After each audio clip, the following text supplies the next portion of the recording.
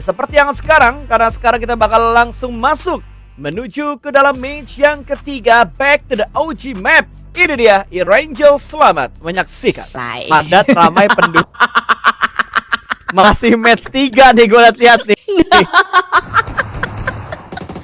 Aduh, tapi tiba-tiba Tienpa bertegur sapa dengan All Gamers. Senjata yang dipegang oleh XZZ tidak berbuah banyak. Karena pada akhirnya dia harus ditanam mentah-mentah. All Gamers tertahan di bagian dalam rumah. Ada satu granat yang dilontarkan menuju ke arah bagian luar. QZZ, COD di bagian pintu. Berhasil dia menemukan seorang Liu. All Gamers satu persatu pemain-pemain yang dirontokkan pasta. Tinggal Maple yang ada di bagian luar dari rumah ini. Dia bakal vaulting in. Dan kelihatan dengan sangat jelas karena QZZZ seakan-akan sudah memprediksi pergerakan terakhir yang bakal dilakukan oleh pemain dari All Gamers. Tapi kecepatannya gokil sih. Iya, emang harus dipertimbangkan mobil yang dipilih sesuai dengan rotasinya juga, sesuai dengan kebutuhannya juga bakalan seperti apa. Tapi Furia berpapasan dengan Weibo, bahkan Sansan juga menerima tembakan yang datang dari Influence Rage Ayala abangku. Dapetin satu knockdown, Sansan tumbang begitu saja dan tidak tersteal oleh lawan karena langsung dieksekusi dengan sangat sempurna. Dan lu lihat minimapnya chaos banget, bahkan Nongshim mendapatkan vision menuju ke S2G. Kami pun tumbang, Hamsu dapetin satu. Tapi pemain dari S2G tak berdaya begitu mereka menerima tembakan yang datang dari tim Weibo. Satu tim kembali lagi dipulangkan ke arah lobby. Tapi masih ada kah? Oh, bentar. Oke, gak apa-apa. Kita akan fokus dulu dengan Al-Ula yang mengunci KRX dari bagian lower groundnya. Sama-sama mengokang granat. Akankah ada yang connect atau tidak? Hujan granat dari QXZZZ menuju ke arah R3B. Klaus pun sama halnya 3 pemain tumbang. Dalam waktu bersamaan, KRX mampu membuat Al-Ula panik 1000 panik. Sisa quick last man standing Trey pun tidak akan memanfaatkan waktu yang sia-sia. Dia tidak akan menyia-nyiakan waktu datang. Berbondong-bondong pemain KRX untuk langsung meratakan Al-Ula dalam sekejap mata. Begitu cepat fight yang terjadi. Kita bergeser menuju ke arah Influence Rage dan juga RRQ. What is happening? RRQ menyetorkan nyawanya seperti kurir online menuju ke arah Influence Rage. Tiba-tiba sisa Viren doang. Wah. Terlalu sembrono sih tadi rotasinya itu. Dibiarin begitu aja dan sekarang dari RRQ ya tinggal Viren yang tersisa. Last man standing dari RRQ harus bertahan sampai bersecara late game, tapi Dipluskia bakal mendobrak KRX. Dapetin satu persatu pemain dari Dipluskia. Fabian terlambat dalam memberikan backup, tapi Trey udah mulai kelihatan di balik sebuah batu. Granat dikokang namun terlambat karena Dipluskia mendapatkan momentum dan informasi yang detail. Tapi tiba-tiba ada gangguan yang datang. Viren ternyata yang mengganggu battle tersebut. Fabian ditumbangkan di sisi lain top. Dapetin satu pemain dari Furia, Higorch, yang sudah berhasil diamankan begitu saja. Sementara Rezi dari Bigetron juga tertangkap. Bigetron juga menyisakan last man standing, tapi Ziol hampir saja mendapatkan knockdown ke arah depan. Game yang berat untuk tim Indonesia. Sama-sama menyisakan last man standing untuk Bigetron dan juga RRQ. Tapi Bigetron masih ada kesempatan untuk melakukan revive. Cuman, sudah tidak bisa, sudah ditanam oleh seorang Morman. Bibir gua belum kering, ternyata sudah langsung diselesaikan oleh seorang Morman.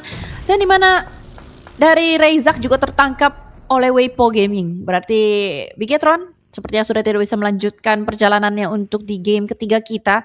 Masih dengan 11 tim yang berjuang. RRQ, Viren masih belum terdeteksi.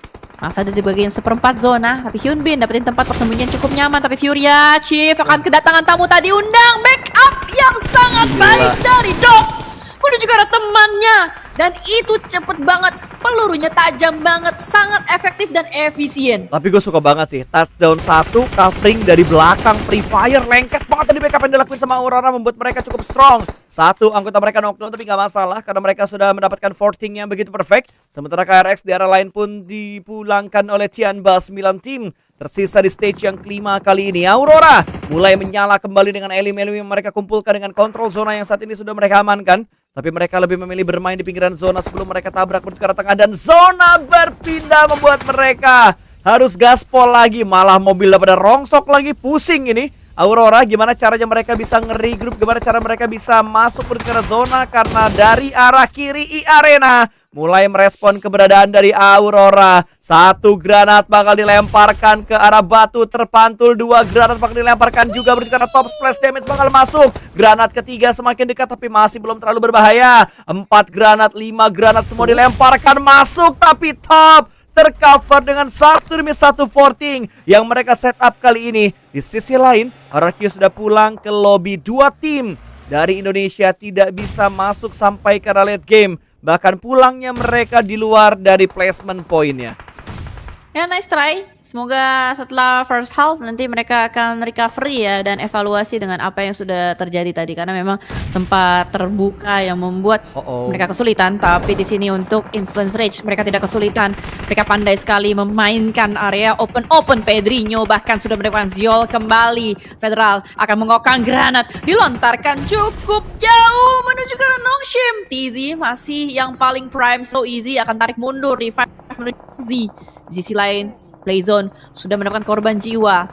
Nongshim masih bisa bertahan sejauh ini. Tapi di mana dari Arena juga sudah mulai join the fight. Influence Rage sudah mulai diganggu. Udah banyak crossfire satu sama lain yang terjadi. Bahkan dari Aurora sudah mulai disapu oleh Loranzin. Influence Rage masih enak tempatnya. Aurora yang kali ini puyeng top. Gimana nih caranya bertahan last man standing? Udah terlalu sakit. Oke lah, dia bisa first aid sekarang.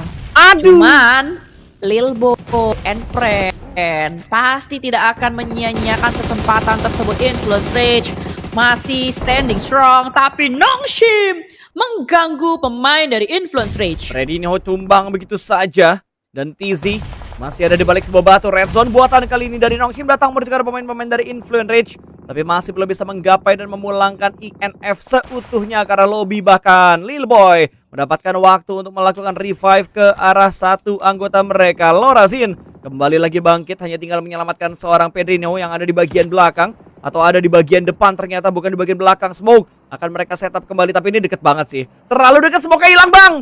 Smoke hilang bang. Itu ngebak ada mobil kah? Enggak, emang kebuka ternyata. Belum ditembak aja soalnya untuk bisa dipulangkan ke arah lobby. Dan So Easy yang mendapatkan pemain tersebut. Masih ada dua pemain aktif dari Influence Rage. Cukup dekat, So Easy merespon lagi, nengok lagi menuju ke arah belakang. Tapi granatnya connect, satu orang berhasil diamankan. Molotov juga di follow up ke depan sana. Dua pemain di balik batu langsung dibungkam begitu saja. So Easy akan menjadi pemain terakhir dari tim Nongshim. Sudah mulai kelihatan dia bangkit dari arah batu.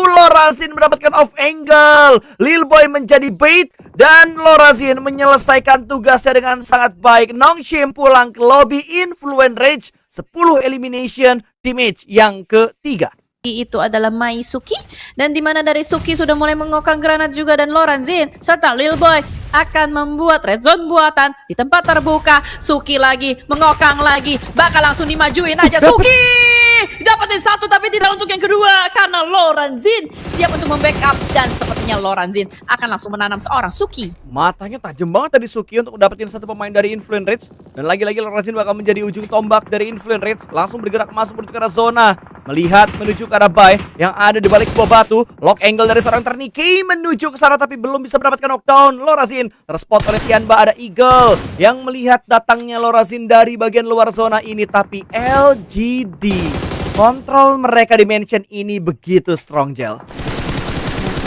Dari mid to late game itu mereka udah dapetin center zone. Jadi sedari tadi ya tugas mereka ngedefense aja. Mantau aja dari kejauhan orang-orang pada ngapain sih. Gue bakal ngambil kesempatan dalam kesempitan aja. Tapi lihat bagaimana dari Arena mengambil satu jalur untuk menyusup tempat dari Weike.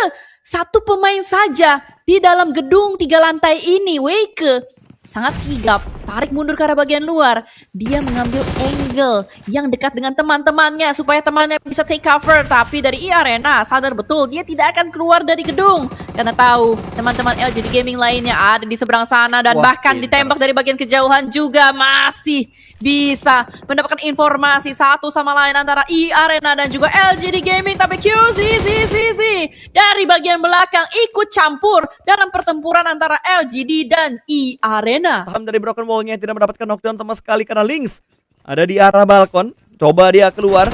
Tidak ada tembakan yang diberikan karena Lynx juga ditembak oleh pemain dari EA yang lainnya, Joker, yang tadi membantu Swap untuk bergerak mendekat. Follow up granat langsung ditujukan menuju ke arah satu buah balkon.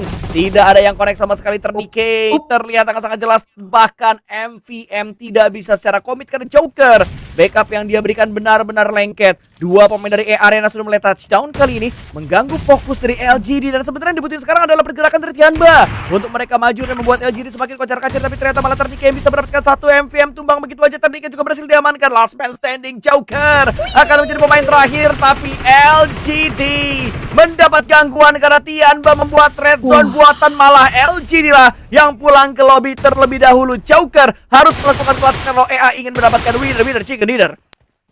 Ini udah sesuai tagline dari PMMI, one versus all, Joker versus everybody. Sulit pastinya untuk seorang Joker, tapi Joker melawan pemain dari Tianpa, berhasil untuk dibuat down. Naik ke atas lantai 2, turun lagi ke arah bagian bawah seperti belut. Dia harus melakukan healing terlebih dahulu, tapi dia pintar. Dia ngambil lower ground dan mengkontes pemain dari Tianpa. Tapi masalahnya terlalu banyak pemain Tianpa yang membuat Joker gagal untuk melakukan clutch. Dan winner chicken dinner di-secure pasti oleh Tianpa di match ketiga PMMI 2026 Grand Final hari pertama.